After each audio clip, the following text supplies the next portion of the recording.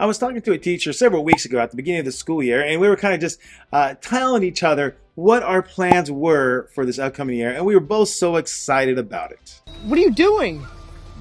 I remember leaving that conversation just so pumped up for how their year was going to go. But then I saw them just the other day, and it was a 180. The sad truth is they were already deflated, and this big plans they had for this year just went to the wayside. And remind me of a quote that I heard from Mike Tyson. It goes like this: everybody's got a plan until they get hit. And the same thing is for us teachers in that classroom. Man, we'll have beginning of the year, we'll have a plan, but once we get that first punch, the first classroom disruption, the first discipline issues in our classroom, it can quickly derail us. So how do we take those classroom management punches and keep on going? Well, that is what this video is about. Start the year strong. I am telling you, I've been doing this 20 years, and I can promise you, if you start the year strong, you're going to be thanking yourself later on. The problem is this: most teachers, they quickly lose that gusto after the first week or two. They don't carry it all the way through. I have this course, it's called 20-Day Classroom Transformation. Transform your classroom in a month. And it starts off, first of all, knowing what you want out of your classroom, what exactly your expectations are. That's what it kind of starts off with. But then it transfers into the next progression on that is, okay, now that you know what you want, how do you carry that out?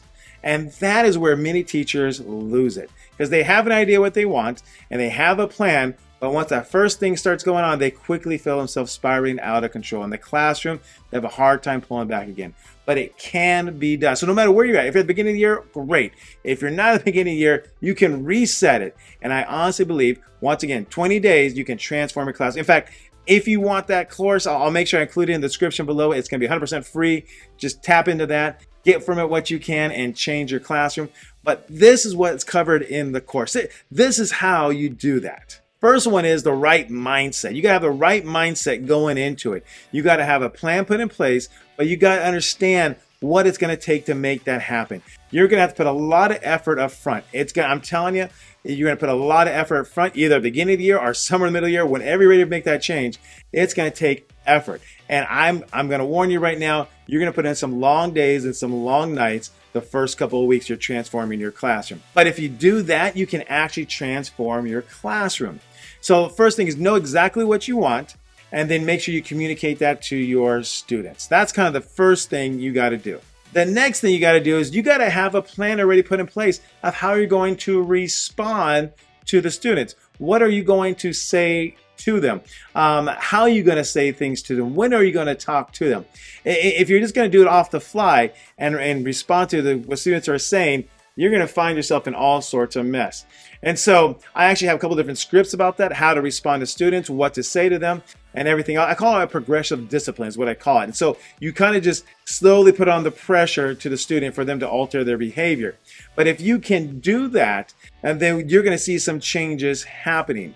Right? So make sure you do that. Another important thing to know is the 80-10-10 rule. Knowing that 80% of the kids are going to go first, we got 10% of the kids are always going to do great. 10% of the kids are always going to be somewhat trouble. But you have the 80% in the middle. Your goal is, by being consistent with your actions, by being on top of things, by being progressive, have progressive discipline there, that 80% of students are going to go eventually to your side and do good in the class. But if you don't have those things in place, you're going to lose that 80%, and then that's where you're going to find yourself having a classroom that's 100% out of control, and no one wants to be there.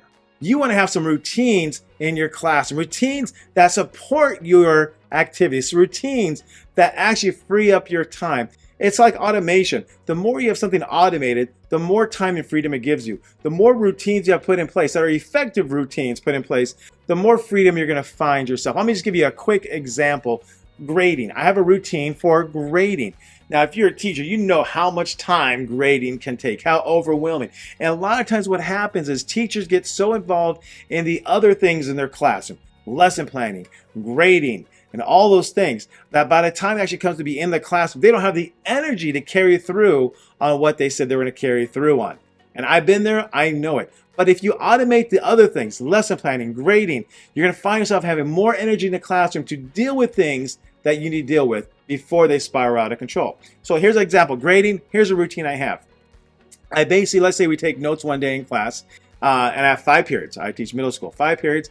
And so period one, they complete the notes, they turn it into me that day. Second period, I choose my top student from second period and I tell them, hey, do you want to do me a favor? Instead of doing the notes today, would you want to do some grading? And in return, I'll make sure I get you a copy of the notes as well as give you a little bit of extra credit.